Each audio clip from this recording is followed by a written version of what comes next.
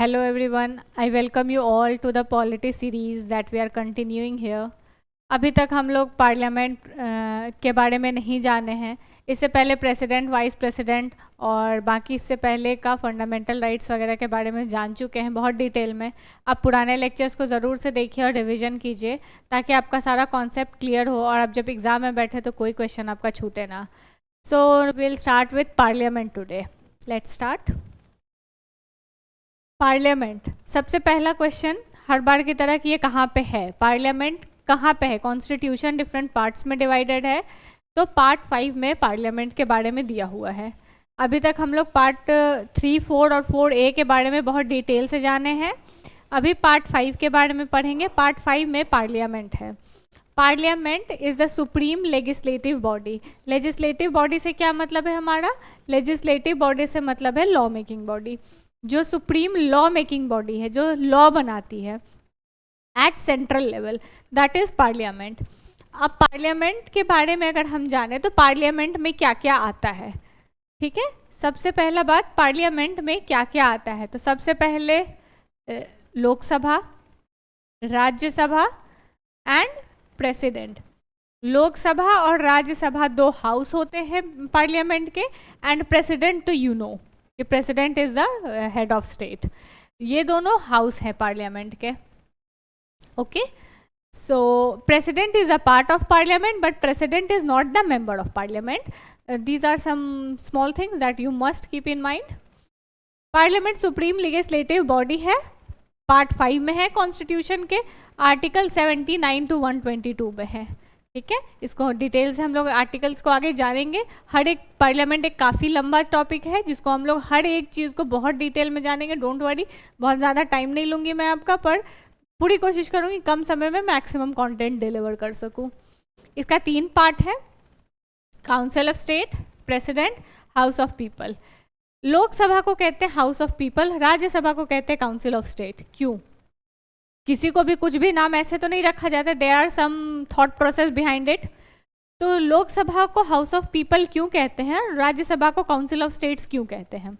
लोकसभा जो होता है उसके मेंबर्स हम लोग डायरेक्टली चुनते हैं. हम लोग लोकसभा के इलेक्शन में पार्टिसिपेट करते हैं. अभी रिसेंटली 2024 में इलेक्शन हुआ था तो हम सब ने वोट दिया था. If you are 18+ and have voter ID card, obviously that is the pre requisite.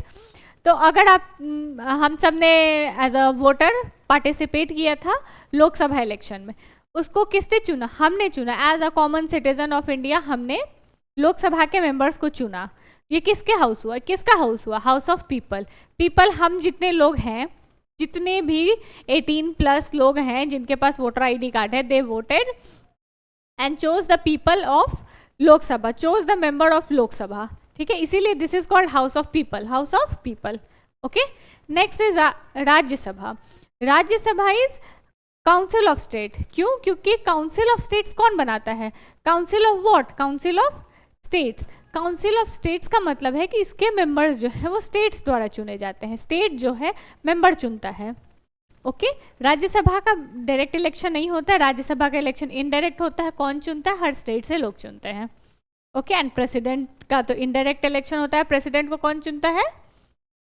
Lok Sabha और राज्यसभा के इलेक्टेड मेंबर और स्टेट लेजिस्लेटिव के इलेक्टेड मेंबर, और इंक्लूडिंग दिल्ली एंड पुडुचेरी. दिल्ली और पुडुचेरी को 70th कॉन्स्टिट्यूशनल अमेंडमेंट एक्ट में ऐड किया गया था.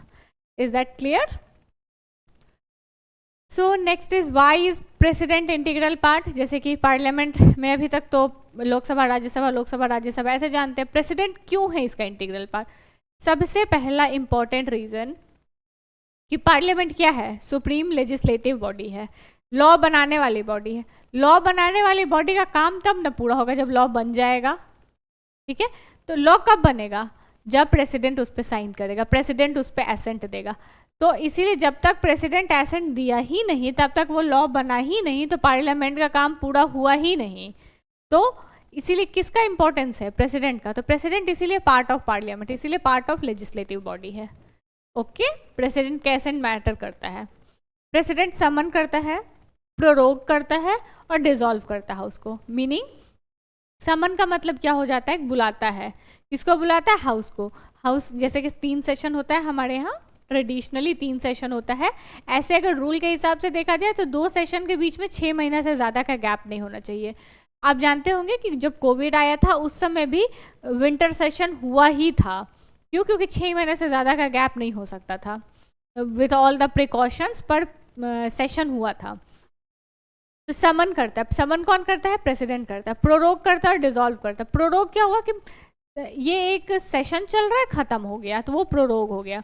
और एक होता है डिसॉल्व करना। डिसॉल्व करना मतलब पूरा लोकसभा खत्म हो गया, अब फिर अगला इलेक्शन होगा, दैट इज डिसॉल्व करना। तो समन, प्रोरोग, डिसॉल्व मतलब पार्लियामेंट में मेंबर्स को बुलाएगा वही, भेजेगा वही, एसेंट वही देगा बिल्कुल। तो of course it has to be the part of parliament. Okay, the next is president address the parliament at the first session of each year. साल का पहला सेशन, साल का पहला सेशन कौन सा होता है? बजट सेशन होता है। बजट सेशन के पहले दिन पे प्रेसिडेंट का भाषण होता है, प्रेसिडेंशियल एड्रेस होता है।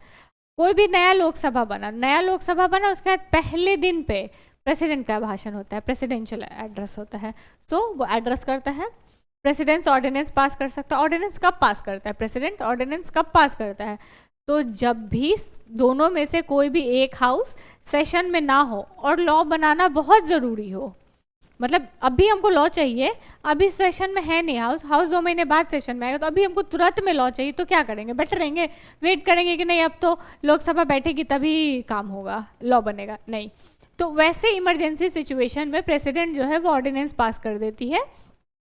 वो ऑर्डिनेंस वैसे ही लागू होता है जैसे कि एक नॉर्मल लॉ लागू होता है, नॉर्मल एक्ट लागू होता है। बस डिफरेंस ये होता है कि जब भी सेशन बैठेगा, लोकसभा आज नहीं तो कल बैठेगी ना, जिस दिन भी लोकसभा बैठ गई उससे 6 महीना के बाद तक मैक्सिमम वो चल सकता है। मान लीजिए ऑर्डिनेंस यहाँ पे इस डेट को पास किया गया, ओके, यहाँ से और जिस दिन यहाँ सेशन नहीं है, यहाँ पे आज सेशन बैठी, ठीक है, आज लोकसभा बैठी है, तो यहाँ से मैक्सिमम 6 मंथ के लिए ऑर्डिनेंस लागू होता है, उसके बाद वो लैप्स कर जाता है।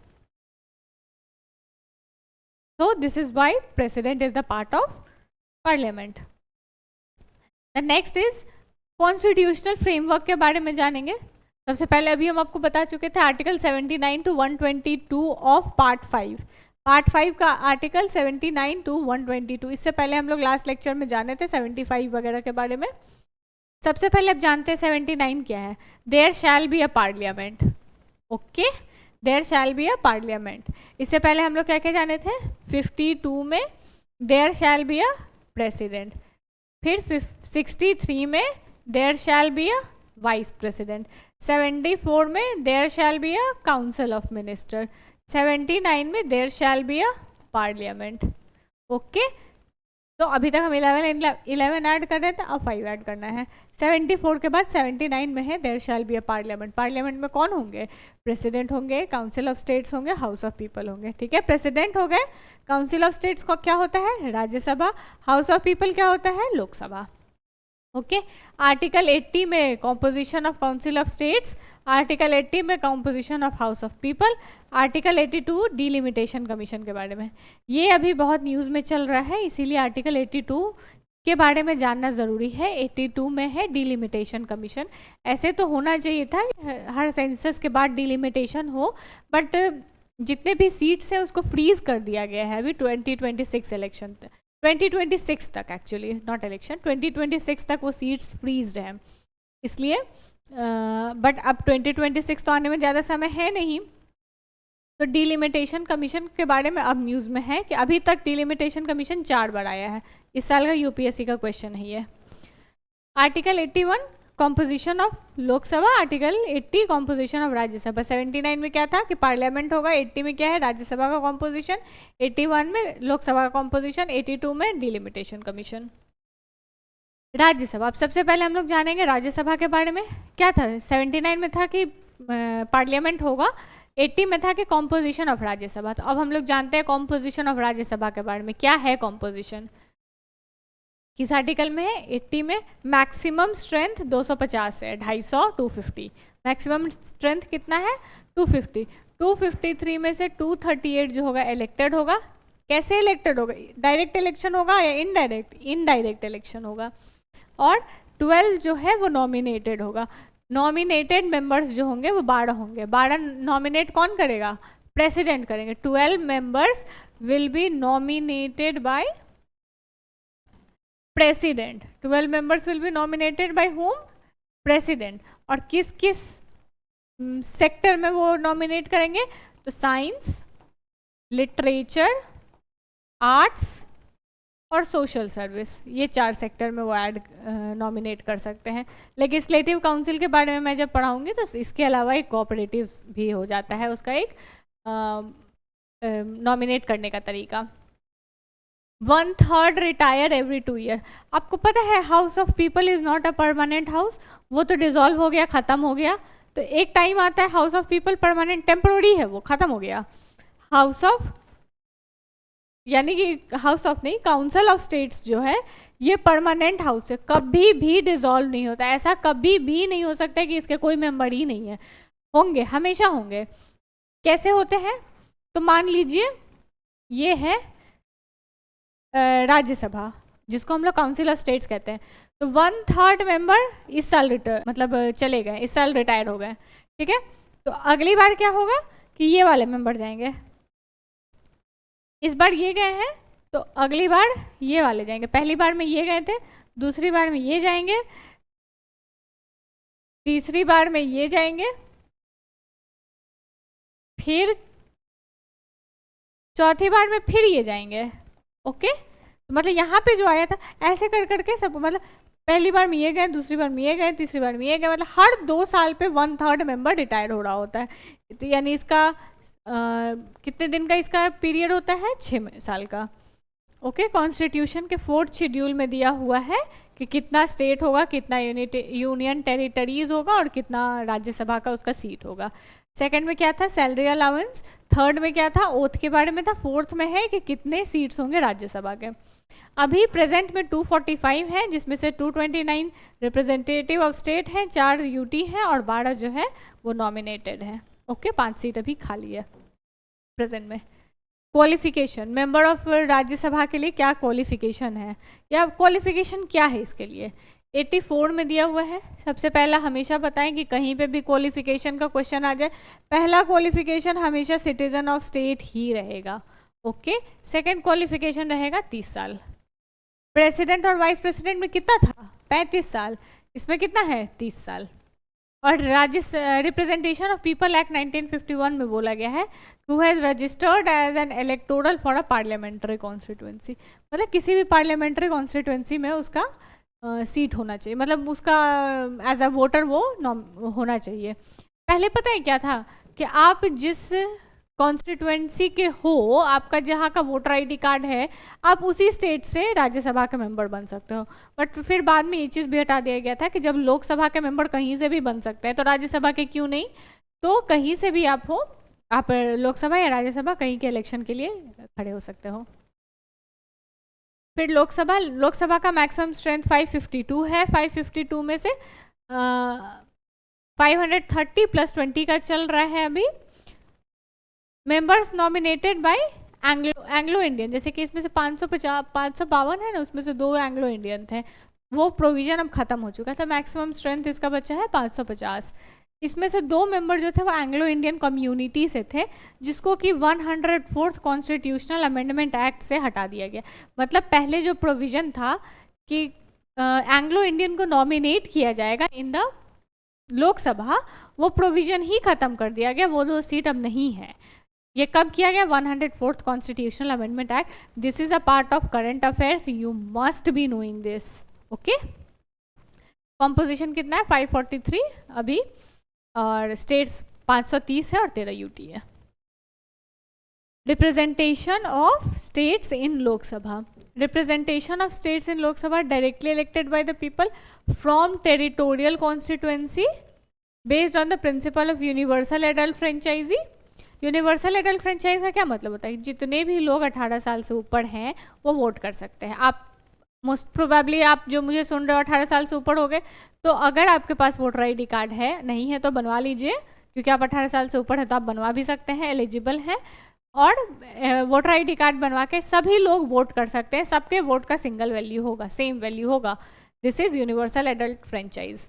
तो टेरिटोरियल कॉन्स्टिट्यूएंसी के बारे में, और ये टेरिटोरियल कॉन्स्टिट्यूएंसी के बेसिस पे डिवाइड, ऐसा नहीं है कि स्टेट में डिस्ट्रिक्ट वाइज डिवाइड है, ये टेरिटोरियल कॉन्स्टिट्यूएंसी है। उसमें हो सकता है कि एक डिस्ट्रिक्ट में भी 2 कॉन्स्टिट्यूएंसी हो, जैसे पटना में है, यह हो सकता है कि 2 डिस्ट्रिक्ट मिला के एक कॉन्स्टिट्यूएंसी हो, इसके बारे में। फिर अभी 18th लोकसभा चल रहा है, एंग्लो इंडियन कम्युनिटी के कोई भी मेंबर नहीं है, क्योंकि 104th कॉन्स्टिट्यूशनल अमेंडमेंट एक्ट आ चुका है, जिसके अकॉर्डिंग जो भी एंग्लो इंडियन थे उनका प्रोविजन ही खत्म कर दिया गया है। तो अभी करंट लोकसभा में कोई भी मेंबर नहीं है। ये originally this provision was to operate till 1960, but ये एक्सटेंड किया गया था 2020 तक 95th अमेंडमेंट से, बट अब फाइनली 104th अमेंडमेंट से इसको हटा दिया गया है। ओके, एंग्लो इंडियन कम्युनिटी के अब कोई भी मेंबर नहीं है। सो next is duration and dissolution process of Lok Sabha in the Indian parliament. कैसे इंडियन पार्लियामेंट में कैसे लोकसभा रहती है, कब डिसॉल्व हो जाती है, इसके बारे में हम लोग जानेंगे। इन जनरल हम लोग लोकसभा को जब इलेक्ट करते हैं, या लोकसभा के मेंबर को जब हम इलेक्ट करते हैं, तो कितने दिन के लिए इलेक्ट करते हैं? 5 साल के लिए इलेक्ट करते हैं, तो उसका ड्यूरेशन ऑटोमेटिकली 5 साल हो जाएगा। हालांकि अगर मान लीजिए गवर्नमेंट जो है अपनी मेजॉरिटी प्रूफ नहीं कर पाई, और कोई भी एक ऐसा सिंगल लार्जेस्ट पार्टी नहीं है जो कि अपना मेजॉरिटी प्रूफ कर पा रहा है, तो लोकसभा बीच में भी डिसॉल्व हो सकती है और फ्रेश इलेक्शन हो सकते हैं। ये सब डिटरमाइन किया जाता है कि उस समय कैसा सिचुएशन है। और ये भी ध्यान रखना 5 साल कब से, क्योंकि ये क्वेश्चन ट्रिक क्वेश्चन है कि 5 साल का टाइम पीरियड होता है, लेकिन कब से? From the date of its first meeting after the general election. Election हो गया, रिजल्ट्स आ गए, बता दिया गया कि कौन बनेगा, इस बार गवर्नमेंट किसकी बनेगी, सब पता चल गया, लेकिन जिस दिन फर्स्ट डे ऑफ मीटिंग होगा उस दिन से 5 साल काउंट होता है। उस दिन से 5 साल के अंदर में नेक्स्ट इलेक्शन हो जाना चाहिए, क्योंकि उससे एग्जैक्ट 5 साल पे वो लोकसभा डिसॉल्व हो जाती है। और लोकसभा डिसॉल्व कौन करता है? अभी हम थोड़ी देर पहले बताए थे, प्रेसिडेंट के पास पावर होता है समन का, प्रोरोग का और डिसॉल्व का। डिसॉल्व एक बार नहीं, डिसॉल्व मतलब 5 साल पे ही होता है, सेशन ही खत्म, सेशन वो पूरा लोकसभा ही खत्म हो गया, 17th लोकसभा खत्म हो गया, डिसॉल्व हो गया, वो होता है। और सेशन प्रोरोग होता है before the completion of 5 year भी। अगर कुछ ऐसा सिचुएशन है कि कोई गवर्नमेंट मेजॉरिटी में नहीं है, कोई पार्टी प्रूफ ही नहीं कर पा रही है, कोई सरकार बना ही नहीं पा रहा है, तो फ्रेश इलेक्शन का जरूरत है, तो वो भी प्रेसिडेंट ही बताते हैं। टर्म ऑफ लोकसभा जो होता है, term of Lok Sabha national emergency के दौरान एक बार में 1 साल के लिए बढ़ाया जा सकता है। ओके, बट एक बार में 1 ही साल के लिए बढ़ाया जा सकता है। जैसे मान लीजिए यहाँ पे 5 साल खत्म हुआ और इस समय इमरजेंसी चल रहा है, तो 1 साल के लिए बढ़ा लेगा, 1 साल के लिए बढ़ाया। यहाँ पे भी इमरजेंसी चल रहा है, ठीक है, यहाँ पे इमरजेंसी चल रहा है, यहाँ पे चल रहा था, तो फिर से 1 साल के लिए बढ़ा लिया। पर इस बार जो आया, इस बार इमरजेंसी नहीं चल रहा है, तो यहाँ मैक्सिमम 6 महीना के लिए आप रख सकते हो। जिस दिन हाउस सेशन में आ गया उसके बाद आप मैक्सिमम 6 महीने के लिए ही रख सकते हो इस चीज़ को, मतलब टर्म ऑफ लोकसभा इतना ही बढ़ा सकते हो। 18 मार्च 1976 को 5th लोकसभा जो है उसको डिसॉल्व होना था, क्योंकि जैसा हमको पता है कि 5 साल का टाइम होता है, तो 5 साल के बाद उसको ख़त्म होना था। हालांकि पार्लियामेंट उसको बढ़ाते बढ़ाते 5 साल 10 महीना और 6 दिन इन टोटल उसका सेशन रहा है। This extension can not continue beyond a period of 6 months after the emergency ceases to exist, मतलब अगर उसके बाद इमरजेंसी खत्म हो जाता है। डिसक्वालिफिकेशन ऑफ एमपी, डिसक्वालिफिकेशन के बारे में अगर हम लोग बात करें तो डिसक्वालिफिकेशन कॉन्स्टिट्यूशन में दिया हुआ है और साथ ही साथ रिप्रेजेंटेशन ऑफ पीपल एक्ट में दिया हुआ है। सबसे पहले हम लोग कॉन्स्टिट्यूशन के बारे में जानेंगे, कॉन्स्टिट्यूशन में क्या क्या दिया हुआ है डिसक्वालिफिकेशन। सबसे पहले अगर ऑफिस ऑफ प्रॉफिट होल्ड कर ले, ऑफिस ऑफ प्रॉफिट क्या होता है? ऐसा कोई भी ऑफिस जो कि गवर्नमेंट ने आपको दिया है, गवर्नमेंट हैज़ द पावर कि वो आपसे वो ऑफिस ले सकती है और उसके लिए आपको कुछ मॉनेटरी बेनिफिट्स मिल रहे हैं, तो that is office of profit. तो ऑफिस ऑफ प्रॉफिट है अगर किसी भी यूनियन या स्टेट गवर्नमेंट के अंदर, तो आप डिस्क्वालीफाई हो सकते हो। नेक्स्ट है अगर आप अनसाउंड माइंड के हुए, अगर आप प्रूव हो गए कि आप अनसाउंड माइंड के, डिक्लेयर कर दिया गया unsound mind bye medical authority, तो आपको डिस्क्वालीफाई किया जा सकता है। अनडिस्चार्ज इंसॉल्वेंट अगर डिक्लेयर कर दिए गए, ये सारे डिक्लेरेशन पे डिपेंड करता है। और या फिर सिटीज़न ही नहीं रहा, अगर जैसे हम बताएं किसी भी पोस्ट के लिए क्वालिफिकेशन सबसे पहला था कि he should be A citizen of India.